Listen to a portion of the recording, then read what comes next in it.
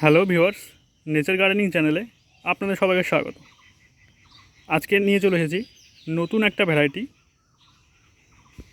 সাথে আলাপ করে দেওয়ার। যদিও আমি নতুন বললাম, তবু ওটা নতুন নয়। আইডি বাসুকি, যেটি আপনারা কম বেশি এই নামটির সঙ্গে সবাই পরিচিত। এটি এমন একটা ভ্যারাইটি যেটা অন্যান্য পদ্মের তুলনায় খুবই কম ফুল দেয়। তো এই ভ্যারাইটিটি সম্বন্ধে বলার আগে যারা আমার চ্যানেল সাবস্ক্রাইব করেনি তারা অবশ্যই চ্যানেল সাবস্ক্রাইব করুন আর পাশে থাকা বেল আইকনটি বাজিয়ে দিন, যাতে খুব সহজে আমার নিত্য নতুন ভিডিওগুলো আপনাদের নোটিফিকেশন হয়ে চলে যায়। তো সময় নষ্ট না করে এই ভিডিওটার দিকে আরও এক কদম এগিয়ে যায়। আপনাদের সামনে রয়েছে আইডি বাসুকি, যেটা অন্যান্য ট্রপিক্যাল ভ্যারাইটির তুলনায় এটি খুবই কিন্তু কম ফুল দেয়।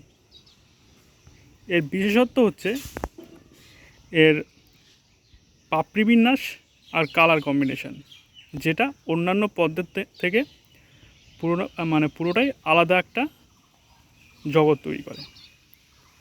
তো দেখতেই পাচ্ছেন বাসুকির কি মিষ্টি কালার, একদম সূর্যের আলোর সাথে একদম রিফ্লেক্ট হচ্ছে, খুবই একটা মিষ্টি কালার কিন্তু আমরা দেখতে পাচ্ছি। তো